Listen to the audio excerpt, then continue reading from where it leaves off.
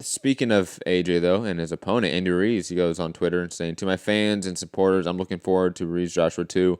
My team and Eddie Hearn continue talking and working on the details to make this happen." And just to sort of attach news aspect to this sort of fight, the IBF did rule that they were going to allow the rematch with Ruiz and Joshua, and then have Pulev fight the winner. Pulev doesn't like that, so he is now appealing that ruling as Ruiz is stalling the rematch, and that's sort of one of the reasons that he is using to sort of try to appeal this ruling by the IBF. This is coming from Jake Donovan over at Boxing Scene.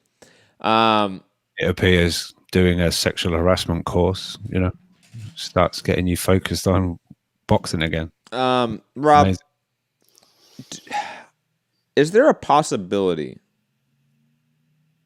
that this fight doesn't happen? Like, do we get like a weird case, not to the same like 1-to-1 analog, but Klitschko Fury 2, where like that never actually happened, and we just kept dragging on and on and on, and then just died away, obviously due to the PD and cocaine usage of Tyson Fury.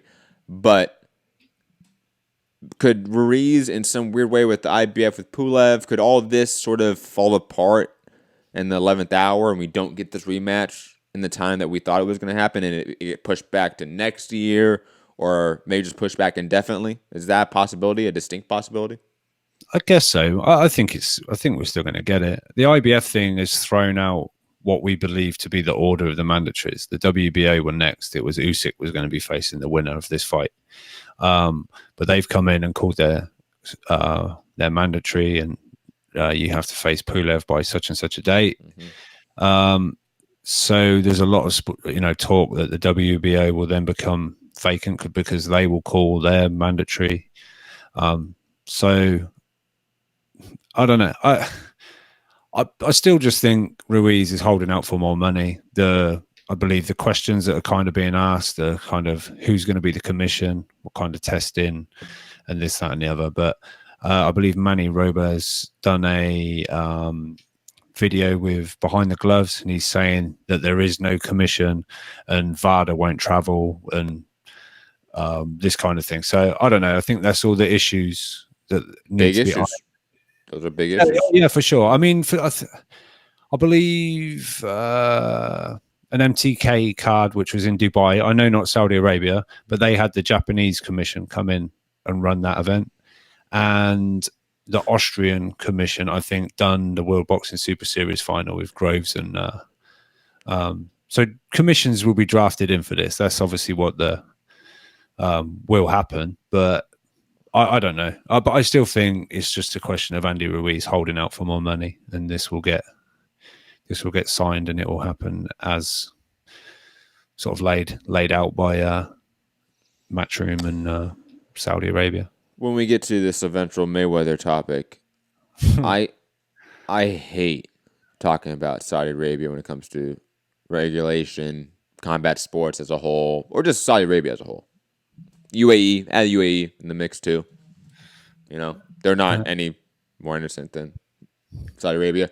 Moving on, because that just makes me depressed thinking about the clusterfuck that is. Because, Rob, in a sense, you are right that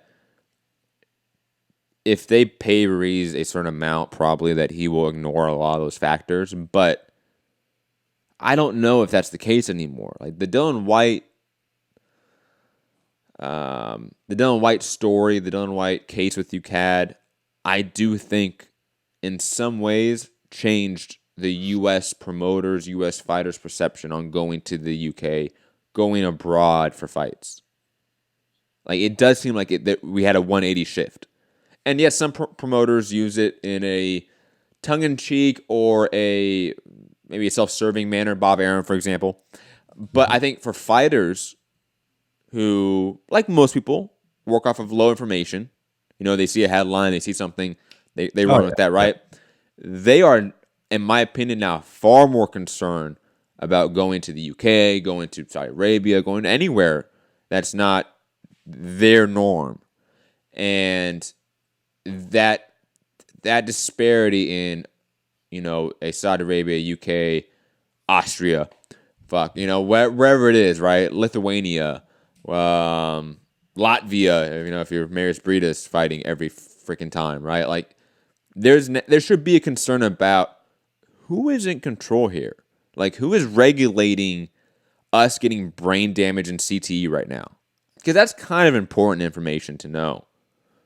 So, if those issues aren't really resolved, I think money may sort of make those points void. But at the end of the day, those are really big points. More so than when we get to Wilder Fury, for example. Not Wilder Fury, sorry, Wilder Ortiz, and why that's not still made. The reason why that's not made, I think, is a far lesser issue than the amount of issues that AJ and Ruiz have to get their shit dealt with. Well, yeah, that's in a usual place for boxing, and it's of course. It's all in place anyway. Absolutely, and that's in part why I'm saying that. And again, this could have just been MSG, and we could have all avoided this. Moving on.